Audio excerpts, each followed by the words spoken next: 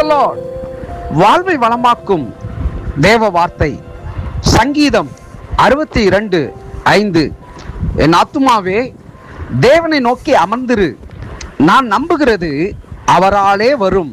ஆம், பிரியமான தேவனுடைய பிள்ளைகளே, இந்த நாளிலே தேவனுடைய வார்த்தையானது அருமையாய் திட்டமாய் விளக்கமாய் சொல்லுகிறது, நீங்கள் நம்புகிறது அவராலே வரும்.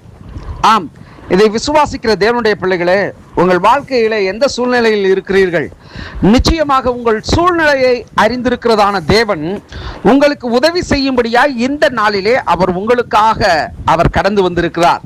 அவருடைய வார்த்தை இப்படியாய் சொல்லுகிறது, நீங்கள் எவைகளை நம்புகிறீர்களோ அது என் தேவனால் ஆகும், அவரால் ஆகாத காரியம் ஒன்றுமே இல்லை. சங்கீதம் 27:13-14 வசனங்கள் இப்படியாய் சொல்லுகிறது, நானோ ஜீவனுள்ளோர் தேசத்திலே கர்த்தருடைய நன்மையை காண்பேன் என்று விசுவாசியாதிருந்தால் கெட்டு போயிருப்பேன். கர்த்தருக்கு காத்திரு, திடமனதாயிரு, அவர் உன் இருதயத்தை ஸ்திரப்படுத்துவார். கர்த்தருக்கே காத்திரு.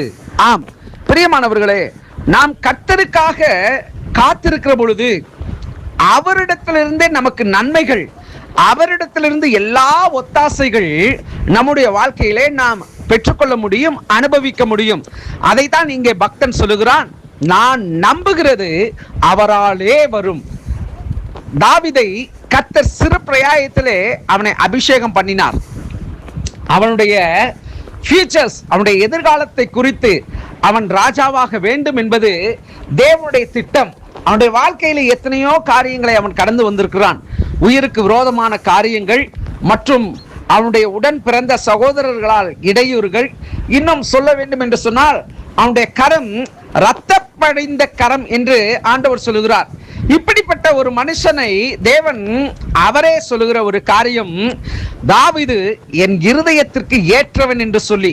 இந்த நாளிலே சில நன்மைகளை நாம் அனுபவியாதபடி, சில நன்மைகள் நம்முடைய வாழ்க்கையிலே கடந்து வராதபடிக்கு காணப்படுகிற சில தடைகள், அவைகள் எல்லாவற்றையும் தேவன் மாற்றி போடுவார்.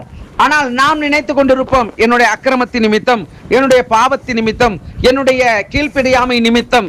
அதெல்லாம் ஒரு விதத்திலே உண்மையாக கூட இருக்கலாம். ஆனால் தேவன் அப்படிப்பட்ட காரியங்களை செய்து அதிலிருந்து நமக்கு ஒரு நன்மையை தருவார் அப்படி என்று அல்ல.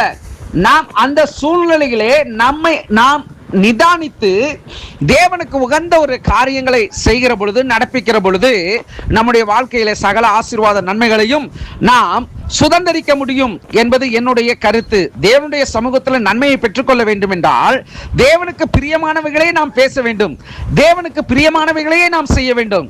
அப்படி நம்முடைய வாழ்க்கை காணப்படுகிற பொழுது நீங்கள் எதிர்பார்த்து கொண்டிருக்கிற, நடக்க வேண்டும் என்று காத்து கொண்டிருக்கிறதான காரியங்களை கர்த்தர் உங்களுக்கு அனுகூலம் பண்ணுகிறவராய் இருக்கிறார். உங்கள் வாழ்க்கையிலே அவைகளை வாய்க்க செய்கிற தேவனாய் இருக்கிறார். இந்த காலை நேரத்திலே கர்த்தருடைய சமூகத்திலே நீங்கள் அவருக்காக காத்திருக்கிற பொழுது, அவருடைய வார்த்தையின்படி கேட்டு, அவருடைய வார்த்தைக்கு செவிசாய்த்து, அவருடைய வார்த்தைக்காக, அவருடைய வார்த்தைகளை நிலைத்திருந்து, அவருடைய வார்த்தையிலே நீங்கள் காத்திருக்கிற பொழுது நிச்சயம் நீங்கள் நம்புகிறது அவராலே வரும், அவராலே வரும். இதிலே மாற்று கருத்து இல்லை. நிச்சயமாக தேவன் உங்களை ஆசீர்வதிப்பார். செபிப்போம். பரிசுத்தமுள்ள நல்ல தகப்பனே, இந்த நாளிலே ஆண்டவரே, அபிஷேகம் பண்ணப்பட்ட தாவீதை அவனை ஒரு ராஜாவாக நீர் மாற்றினீர். அவன் உம்முடைய இருதயத்திற்கு எப்படி ஏற்றவனாய் இருந்தான் என்பதை நீரே சொல்லி இருக்கிறீர். அதுபோல எங்கள் வாழ்க்கையில நீர் எங்களுக்கு ஆண்டவரே, நாங்கள் விரும்புகிற நன்மையான ஈவுகளை அப்பா அதினதின் காலத்திலே நீர் தந்து எங்களை ஆசீர்வதித்து கனப்படுத்தும்படியாய் ஜெபிக்கிறோம். இந்த நாளிலே நாங்கள் உம்மையே நம்பி இருக்கிறோம்.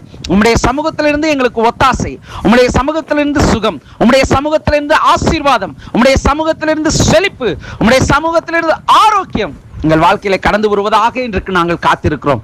அப்படியே செய்ய போகிறதற்காய் நன்றி. இந்த நாளை ஆண்டவரே, எங்கள் ஒவ்வொருவரையும், குடும்பங்களையும், சபைகளையும், ஜனங்களையும், விசுவாசிகளையும் அர்ப்பணிக்கிறோம். இயேசுவின் நாமத்தில் காத்துக்கொள்ளும் எங்கள் ஜீவனுள்ள நல்ல பிதாவே. ஆமேன், ஆமேன். God bless you.